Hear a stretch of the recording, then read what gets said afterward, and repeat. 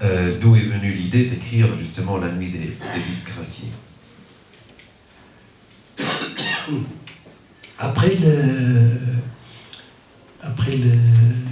l'inavouable, il y a eu un moment de silence. Et puis la suite de ma maladie. Ce qui fait que, après, j'ai écrit un texte intitulé Confidence d'automne, où je parle justement des rapports entre la vie et la mort. Et avec des souvenances de ce que j'ai vécu, de ce que j'ai raté, de ce que j'aurais aimé réaliser ou accomplir.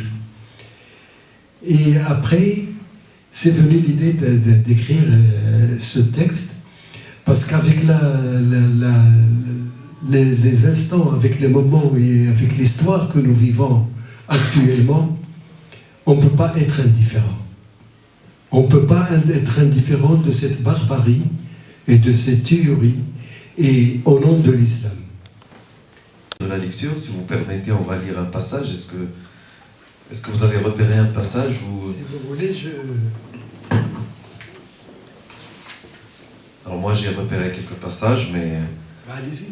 Vas-y. Non, j'ai pensé surtout à l'humour. Il y a de l'humour, il y a beaucoup d'ironie dans ce texte. Je me suis dit peut-être que dans la poésie, on s'interdit l'humour, et que vous avez le sens de l'humour et vous aviez envie de l'exprimer, et c'est pour cette raison que vous avez écrit ce roman aussi. Hein, je parle justement de la description, par exemple, que vous faites de Sid Hadi au début du roman. Bien sûr, il y a la description que vous faites de l'espace dans lequel se déroule l'histoire, Sekina, et bien sûr, vous mettez en évidence... Sekina, c'est alors. Voilà, c'est la résidence, voilà, donc et vous mettez en évidence cette société des apparences, presque une secte. Et puis, vous arrivez au personnage, l'un des personnages principaux, qui est Sid Hadi, que vous appelez au début Monsieur. Ce n'est qu'après que vous allez l'identifier. Et on va parler après de Betoul, qui va aussi changer d'identité. Est-ce que vous voulez que je lise ou... D'accord. Alors, c'est monsieur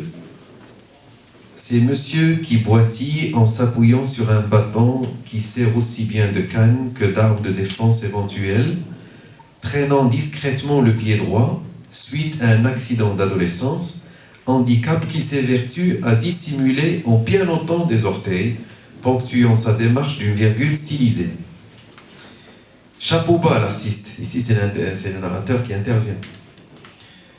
Il ménage le nœud du virage, suffoque, éprouve le vertige chronique, se délabre à petit feu, étant marqué par les symptômes annonciateurs de souffrance et du départ imminent. Refusant l'éventualité d'être fauché par surprise, il dresse son bâton noueux, se colle à l'ombre de son chien, se substitue à un autre moi boosté par l'attachement à la longévité en sursis et fait la sourde oreille à son cœur qui s'emballe sans pour autant réguler les battements. Le corps se détériore de dépenses superflues, se noue, se plaint de gonflement, lourdeur, gaz odorant, ô vieillesse ennemie. Donc il y a ce passage, et plus loin, il y a aussi ce rapport qu'entretient Sid Hadi avec son chien. Il y a une description aussi magnifique du chien, et une description qui le personnalise aussi, et qui fait du chien aussi un révolté qui va pisser sur la porte de ceux qui ont maltraité ses ancêtres. Est-ce que vous avez un autre passage peut-être à lire par rapport à... Oui.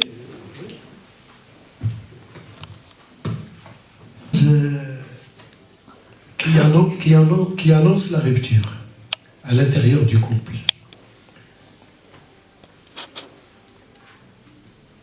Alors...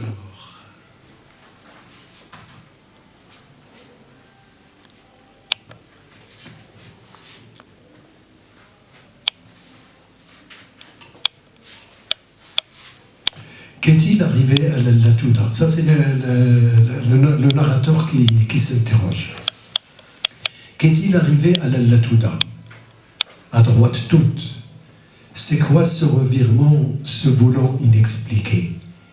Qui modérera les positions extrêmes de la Latouda, ramènera Sid Hadi à la discrétion, à défaut d'être fidèle.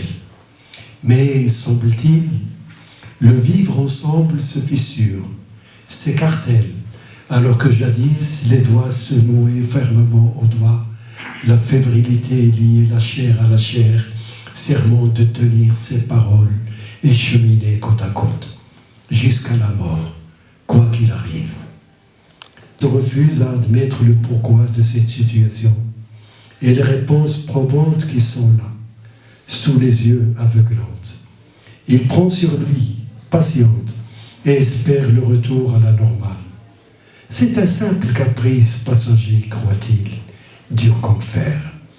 De plus, il n'a jamais caché son côté fêtard, féru de légèreté, vivant l'instant, ébloui par les décibels, les lumières artificielles, se perdant dans les couloirs, les escaliers, les arrière-boutiques.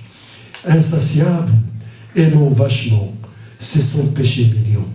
Il avait abattu ses cartes dès la première rencontre, fait étalage de ses forces et faiblesses, singulièrement de sa détermination à brûler les étapes, oublier bivouac et faubourg, monter haut et faire partie de la haute classe.